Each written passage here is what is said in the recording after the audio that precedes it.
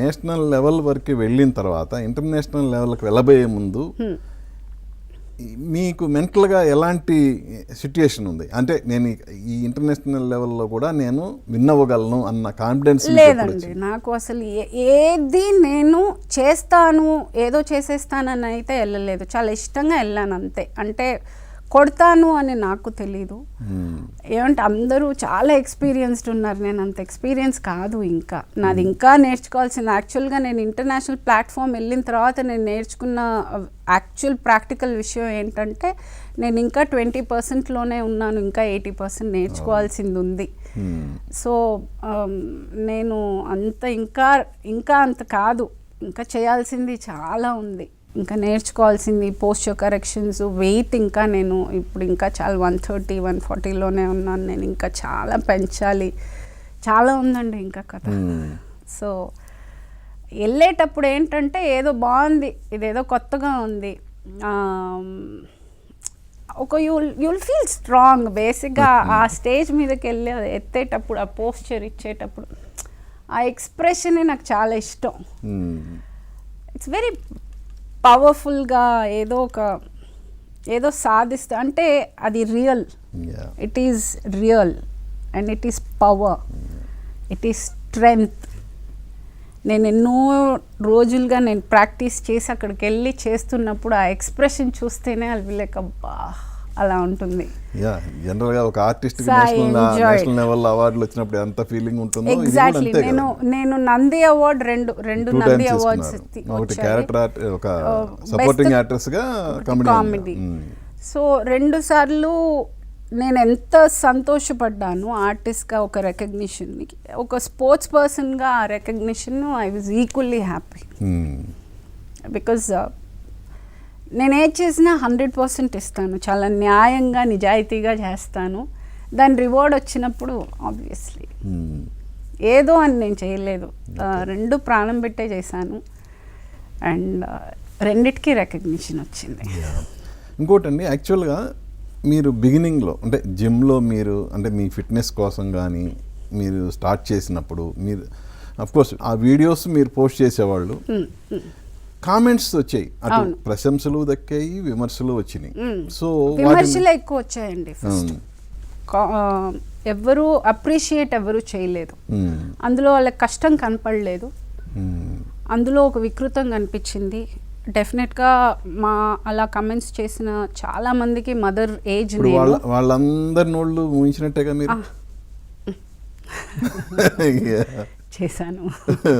అందుకే వెయిట్ చేసి నేను ఆ మాట అన్నాను అనమాట. అంటే మాట అనడానికి మనం ఒక మాట అంటున్నాము అంటే ఆ మాట వినాలి, దానికి ఒక వాల్యూ ఉండాలి. ఆ వాల్యూ ఉండాలి అంటే మనం టైం చూసి కొట్టాలి. సో మనం ఏదన్నా ఒక పీకి మనం రే ఇప్పుడు మాట్లాడాలన్నమాట. నేను మామూలుగా కూడా అనుండొచ్చు, ఇప్పుడు నేను చేసే దాంట్లో సగం ఎత్తురా చాలు అని నేను అనుండొచ్చు, కానీ అది కాదు పాయింట్. నేను వెళ్ళి ఆ స్టేజ్ మీద చేసి కొట్టి వచ్చాను, నువ్వు మాట్లాడు ఇప్పుడు. సో ఐ ఫెల్ట్ చేస్తే హీరోలా చేయాలండి. My line is always one. నేను ఇది 15-20 years నుంచి నా సబ్ లైన్ ప్రతి చోట ఏంటంటే I always wanted a hero, so I became one. I'm a hero, నేను హీరో.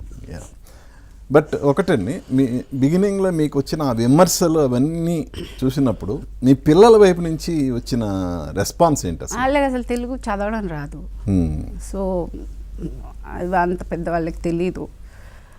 అది ఇంకా అంత డిస్కషన్ అంత లోగా కూర్చుని డిస్కస్ చేసే ఫ్రెండ్స్ లేరు. కాకపోతే ఎవరైనా చదివినా వాళ్ళకి ఏమన్నా they know what I'm doing. Basic నేనేం చేస్తున్నాను, నా ప్రవర్తన ఏంటి, నా సర్కిల్ ఏంటి, నా లైఫ్ స్టైల్ ఏంటి. ఆబ్వియస్గా నాతో పాటే ఉన్నారు కాబట్టి వాళ్ళకి తెలుసు. నేను కొత్తగా వాళ్ళకి చెప్పాల్సిన అవసరం, వాళ్ళకి ఒక అర్థం కాని ఒక విషయం అయితే కాదు. సో ఇఫ్ ఎట్ ఆల్ వాళ్ళు మాట్లాడారు ఇది అనేది మాట అన్నారు మమ్మని అన్నప్పుడు ఎవరికైనా బాధ ఉంటుంది, బట్ అది ట్రూత్ కాదు. So light. అంటే నేను ఎందుకు అడుగుతున్నానంటే ఇప్పుడు మీలాగా ఎంతోమంది మదర్స్ వాళ్ళు కూడా ఇన్స్పిరేషన్గా తీసుకొని జనాలకి భయపడతారు, కానీ వాళ్ళు ఎక్కువగా సొసైటీకి భయపడతారు కామెంట్స్కి. సో అలాంటి వాళ్ళకి మీరు ఒక రోల్ మోడల్ ఇప్పుడు. అవునండి. సో వాళ్ళకి ఏం చెప్తారు అంటే మీ ఇంట్లో మీకు ఎదురైన సిచ్యుయేషన్ అంటే పిల్లల సహకారం కానీ అలా వాళ్ళని మీరు మోల్డ్ చేసిన విధానం కానీ అది వాళ్ళకి చెప్పాలంటే ఏం చెప్తారు? నేను ఇందులో చెప్పదలుచుకుంది ఒకటండి. ఫస్ట్ నేను ఈ ఇలాంటివి చేయడానికి నేను ఎవరి పర్మిషన్ తీసుకునే సిచ్యువేషన్లో లేను. నేను ఎవరిని అడగాల్సిన అవసరం లేదు. ఒకరి యాక్సెప్టెన్స్, సరే నువ్వు చెయ్యి, ఇది నీకు ఇంట్రెస్ట్ కదా అనే ఒక సిచ్యువేషన్ నాది కాదు. నాకు ఏది కావాలన్నా నేను చేసే ఒక స్టేట్లో నేనున్నాను. అది అందరికీ ఉంటుందా తెలీదు. ఇది కొంతమందికి అంత ఒక యాక్సెస్ లేకపోవచ్చు. అది హస్బెండ్ కావచ్చు, పేరెంట్స్ కావచ్చు, ఎక్కడో ఒక రెస్ట్రిక్షన్ ఉండొచ్చు. సో అలాంటి వాళ్ళకి లేదు మీరు వెళ్ళండి చేయండి అని నేను అనలేను. బికాజ్ వాళ్ళ రెస్ట్రిక్షన్స్ వాళ్ళకు ఉంటాయి. సో కానీ మ్యాక్సిమం ఎవరైనా ఏదైనా ఒక మంచి ఒక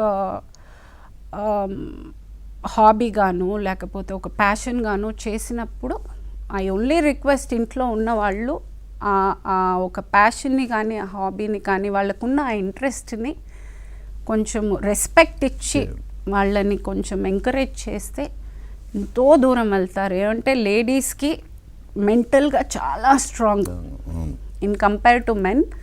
women are very strong mentally. So వాళ్ళు నిజంగానే మనస్ఫూర్తిగా ఏదన్నా చెయ్యాలి అనుకుంటే చేయగలరు.